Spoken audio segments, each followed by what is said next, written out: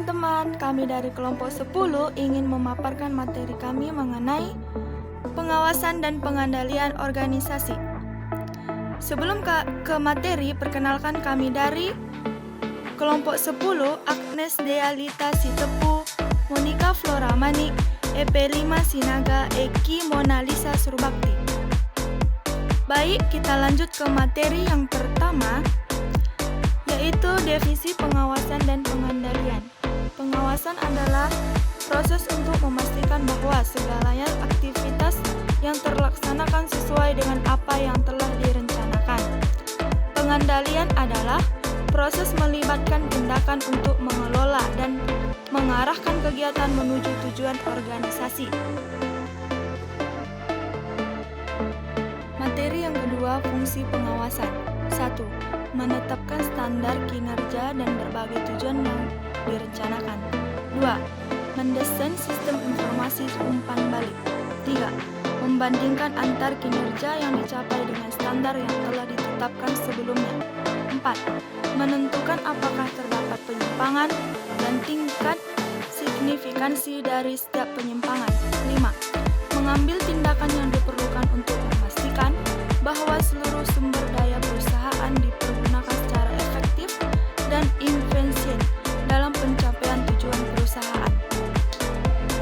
Oke, kita ke materi yang ketiga, ada tujuan dari fungsi pengawasan. Yang pertama, adaptasi lingkungan. Tujuan utama dari fungsi pengawasan adalah agar perusahaan dapat terus beradaptasi dengan perubahan yang terjadi di lingkungan perusahaan, baik lingkungan yang bersifat internal maupun lingkungan eksternal. Yang kedua, meminimumkan kegagalan.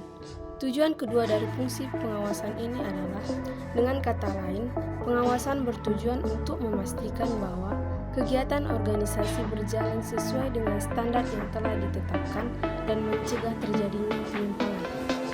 Yang ketiga, meminimumkan biaya. Tujuan ketiga dari fungsi pengawasan adalah, dalam meminimumkan biaya, fungsi pengawasan melibatkan proaktif untuk mengelola dan mengendalikan seluruh aspek operasional organisasi agar berjalan seefisien mungkin, menghindari pemborosan, dan mematuhi standar rencana yang telah ditetapkan. Yang keempat, antisipasi kompleksitas organisasi. Tujuan terakhir dari fungsi pengawasan adalah agar perusahaan dapat mengantisipasi berbagai kegiatan organisasi yang kompleks, mengidentifikasi, menganalisis, dan merespon perubahan atau tantangan yang mungkin muncul dalam lingkungan organisasi. Ada langkah-langkah dalam proses pengawasan, yang penetapan standar dan metode penilaian kerja. Idealnya, tujuan yang ingin dicapai organisasi bisnis atau perusahaan sebaiknya ditetapkan dengan jelas dan lengkap pada saat perencanaan dilakukan.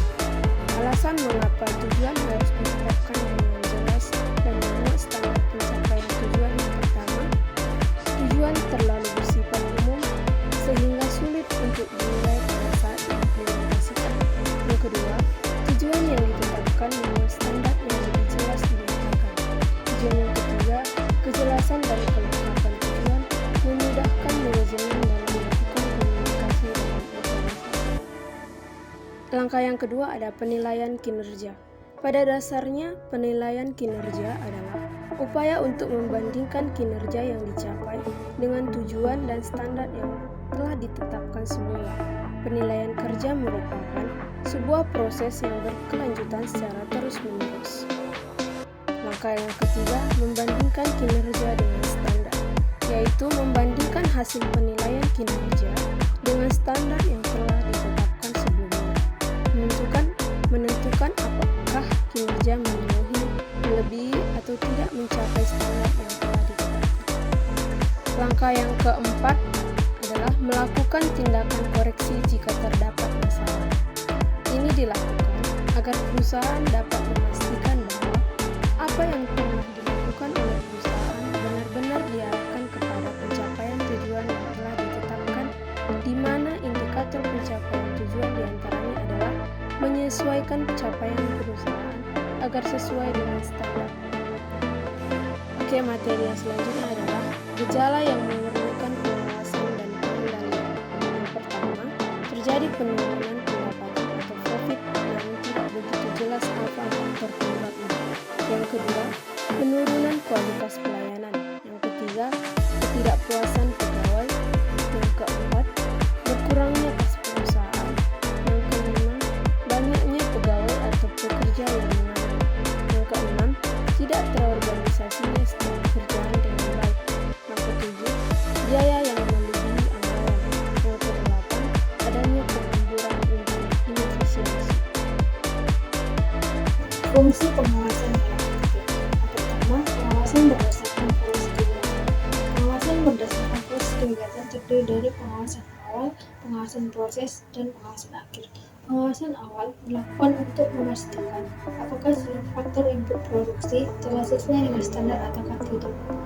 Pengawasan proses ini dilakukan pada saat sebelum proses tengah berlangsung, atau pengawasan ini dilakukan untuk memastikan bahwa segala proses dan perangkat penunjang berjalan sebagaimana mestinya.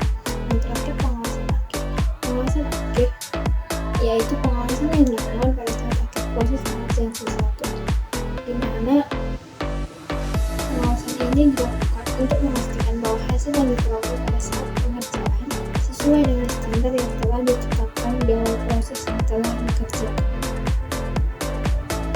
Yang kedua, pengawasan internal dan eksternal. Pengawasan internal adalah pengawasan yang dilakukan secara mandiri oleh setiap pekerja terhadap tugas yang dilakukan terhadapnya. Contohnya, pekerjaan di bagian dapur yaitu seorang koki secara sadar dan mandiri melakukan pekerjaan yang sama. Apakah bahan-bahannya, proses pemaksaannya, hasil masaknya sesuai dengan standar restoran ataukah tidak. Pengawasan eksternal. Pengawasan eksternal adalah pengawasan yang dilakukan terhadap seseorang atau bagian organisasi atau oleh bagian di luar bagian yang mengawasi, biasanya bagian yang lebih tinggi. Contohnya, kepala restoran mengawasi kepala bagian dapur, keuangan, dan pelayanan, atau kepala bagian dapur mengawasi staf bagian dapur. Yang ketiga, pengawasan berdasarkan fungsi operasional dan manajemen. Pengawasan berdasarkan fungsi operasional dan manajemen dapat dibedakan menjadi satu, pengawasan di bagian sumber daya manusia. Pengawasan di bagian sumber daya manusia dilakukan untuk memastikan bahwa seluruh sumber daya manusia yang dimiliki oleh perusahaan bekerja sesuai dengan tugas yang telah diberikan, memastikan bahwa kompensasi serta manfaat yang diberikan sesuai dengan aturan yang berlaku, serta memastikan bahwa sumber daya manusia perusahaan memperoleh kesempatan untuk melakukan pengembangan diri, sehingga produktivitasnya dapat ditingkatkan. Terdapat 3 kunci pokok dalam memahami bagaimana sumber daya manusia dapat diawasi dan dikendalikan. Ketiga kata kunci pokok tersebut adalah motivasi, kepuasan, dan pemimpinan. Perusahaan perlu memahami, mengawasi, dan mengendalikan motif-motif yang mendorong mengapa pegawai atau karyawan misalnya bekerja baik maupun sebaliknya. Perusahaan perlu juga memahami, mengawasi, mengendalikan bagaimana kepuasan yang diharapkan para pegawai atau karyawan dapat tercapai sesuai dengan keadaan yang dihadapi perusahaan. Setelah perusahaan mengatur motivasi dan kepuasan ini, perusahaan perlu mengambil tindakan pengendalian yang sesuai dengan pendekatan kepemimpinan yang sesuai dengan keadaan para pekerja.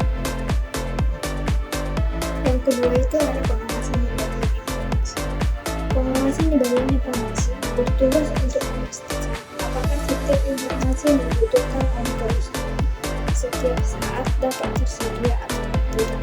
Contohnya, informasi mengenai pelanggan, kepuasan pelanggan, informasi mengenai berbagai aturan yang dilakukan oleh pemerintah, mengenai segala sesuatu yang terkait dengan bisnis yang dijalankan oleh perusahaan, dan lain sebagainya.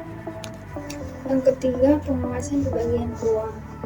Bagian keuangan merupakan salah satu bagian yang memegang peran penting dalam kegiatan perusahaan. Pengawasan di bagian keuangan membantu memastikan bahwa sumber daya keuangan perusahaan dikelola secara etis efektif dan sesuai dengan tujuan organisasi. Kinerja keuangan perusahaan haruslah diinformasikan dalam suatu bentuk laporan yang dinamakan sebagai laporan keuangan. Jenis-jenis kinerja yang dievaluasi, diawasi, dan juga dikendalikan berdasarkan informasi yang disajikan dalam laporan keuangan adalah: yang pertama, penyimpangan anggaran. Budget atau anggaran adalah pernyataan berupa rencana alokasi anggaran keuangan perusahaan dalam rangka implementasi rencana kegiatan perusahaan dalam satu periode tersebut. Fungsi pengawasan dan pengendalian dalam hal penganggaran ini dilakukan melalui perbandingan antara apa yang telah diproyeksikan pada saat penganggaran dengan apa yang kemudian dibelanjakan atau dikeluarkan pada saat implementasi program. Yang kedua, pengawasan terhadap rasio keuangan. Pengawasan terhadap rasio keuangan dilakukan untuk mengetahui kinerja perusahaan dilihat dari berbagai faktor yang dijadikan kerangka acuan utama, apakah yang terkait dengan aset, utang, dan modal perusahaan. Di antara rasio-rasio keuangan biasanya yang dievaluasi adalah: yang pertama, rasio likuiditas. Rasio likuiditas perlu dinilai untuk memastikan tingkat kemampuan perusahaan dalam menjamin utang jangka pendeknya oleh aset-aset lancarnya. Yang kedua, rasio leverage. Rasio leverage perlu dinilai untuk memastikan keadaan kemampuan perusahaan dari sisi aset yang dimiliki perusahaan untuk menjamin utangnya. Yang ketiga, rasio aktivitas. Rasio aktivitas perlu untuk dinilai dan diawasi untuk mengetahui tingkat perputaran persediaan perusahaan dalam kegiatan bisnis yang dijalankannya, termasuk juga untuk mengetahui perkembangan hutang barang dari perusahaan dibandingkan dengan tingkat penjualannya. Yang keempat, rasio profitabilitas. Rasio profitabilitas perlu dinilai untuk memastikan apakah perusahaan mampu untuk mencari standar pencapaian profit yang telah mereka tetapkan atau tidak, terutama jika dibandingkan dengan tingkat penjualan, total aset yang dimiliki, atau dari saham yang dimiliki oleh para pemilik perusahaan. Jenis kinerja yang dievaluasi, diawasi, dan juga dikendalikan berdasarkan informasi yang disajikan dalam laporan keuangan. Yang ketiga adalah manajemen kas. Kas merupakan aset keuangan dari perusahaan yang paling bersifat liquid atau lancar. Hal ini disebabkan karena kas merupakan aset perusahaan yang digunakan untuk menjalankan kegiatan sehari-hari dari operasi perusahaan. Yang keempat, pengawasan di bagian pemasaran. Kegiatan di bagian pemasaran pada dasarnya mengatur bagaimana perusahaan mampu mengidentifikasikan apa yang sebenarnya yang diinginkan dan dibutuhkan oleh pelanggan atau konsumen, dan dengan cara bagaimana perusahaan dapat memasarkannya. Kegiatan pemasaran yang menyangkut dengan cara bagaimana perusahaan dapat memuaskan pelanggan dimulai dengan kegiatan persuasif dari perusahaan untuk mendekati pelanggan dan menyampaikan informasi mengenai perusahaan melalui promosi yang efektif, memastikan pelanggan dapat memperoleh produk perusahaan dengan kualitas dan harga yang sesuai, serta di lokasi yang mudah dijangkau oleh pelanggan. Keempat faktor tersebut yaitu promosi, produk, price, dan place. Dalam pemasaran digunakan sebagai bauran pemasaran yang secara taktis perlu dilakukan oleh perusahaan untuk memastikan bahwa produk yang ditawarkan dapat diterima oleh pelanggan secara memuaskan. Yang kelima, ada pengawasan di bagian operasi atau produksi.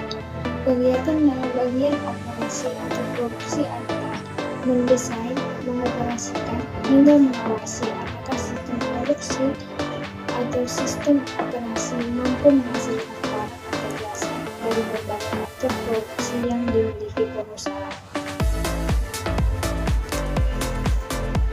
Alasan mengapa bagian operasi atau produksi dari perusahaan perlu dipahami yaitu tersebut, produksi merupakan salah satu kegiatan perusahaan yang utama, yaitu menyediakan barang atau jasa yang digunakan oleh konsumen.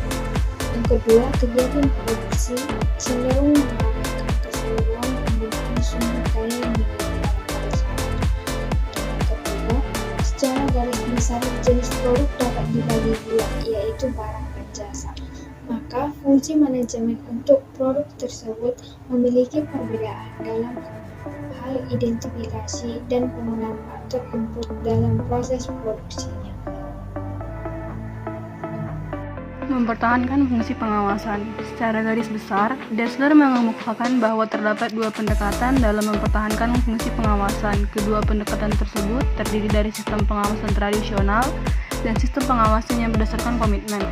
Sistem pengawasan tradisional adalah upaya atau sistem untuk mempertahankan fungsi pengawasan melalui prosedur dan kegiatan yang melibatkan penentuan standar dan berbagai upaya untuk mencapai standar tersebut. Terdapat 3 pendekatan dalam sistem pengawasan tradisional, yaitu pengawasan diagnostik, pengawasan berdasarkan batasan-batasan, dan pengawasan interaktif. Pengawasan diagnostik. Pengawasan diagnostik adalah pengawasan dilakukan oleh manajer di mana setelah standar ditetapkan, manajer melakukan pengawasan dan penilaian apakah standar telah dicapai ataukah belum. Pengawasan berdasarkan batasan-batasan. Pengawasan berdasarkan batasan-batasan adalah pengawasan dilakukan melalui penetapan aturan atau prosedur yang dengan aturan dan prosedur tersebut keseluruhan anggota dan pihak yang terkait dengan perusahaan akan menyesuaikan diri dengan aturan dan prosedur tersebut dalam menjalankan seluruh aktivitas yang terkait dengan perusahaan. Pengawasan interaktif. Pengawasan interaktif adalah pengawasan yang dilakukan oleh manajer yang secara interaktif dan terus-menerus melakukan komunikasi dengan pegawai secara personal mengenai berbagai hal yang terkait dengan pekerjaan yang dilakukannya. Sistem pengawasan berdasarkan komitmen. Berbeda dengan pendekatan tradisional, dalam sistem pengawasan, pendekatan yang berdasarkan komitmen lebih menekankan fungsi pengawasan dari sisi internal daripada eksternal. Pengawasan ditekankan oleh faktor internal dari setiap individu pekerja. Introspeksi diri dalam hal ini lebih dominan dalam menjalankan fungsi pengawasan daripada pengawasan eksternal. Sekalipun pada praktiknya pendekatan ini cukup sulit dilakukan, akan tetapi introspeksi diri atau pengawasan mandiri oleh setiap individu diyakini akan mampu mempertahankan sistem pengawasan dalam jangka panjang, dikarenakan para pegawai akan terbiasa dengan budaya kerja yang produktif dan independen sehingga berbagai standar kinerja perusahaan akan diupayakan untuk dicapai oleh para pegawai bukan karena sebuah keterpaksaan, akan tetapi karena adanya kesadaran bahwa perusahaan merupakan milik para pegawai yang harus diperbaiki secara terus-menerus sehingga dapat menjadi yang terbaik. Berbagai pendekatan bisa dilakukan dalam membangun sistem pengawasan yang berdasarkan komitmen ini, di antaranya dengan menerapkan suatu sistem keyakinan tertentu dalam budaya kerja perusahaan atau juga melalui berbagai upaya yang memaksa pegawai untuk membiasakan diri dengan tanggung jawab dan introspeksi diri. Di antaranya dengan menerapkan suatu sistem keyakinan tertentu dalam budaya kerja perusahaan atau juga melalui berbagai upaya yang memaksa pegawai untuk membiasakan diri dengan tanggung jawab dan introspeksi diri. Di antaranya mungkin dengan memberikan kepercayaan dan kewenangan dalam berbagai jenis aktivasi yang diberikan kepada para pegawai. Sekian dari video pembelajaran kami. Terima kasih sudah menonton.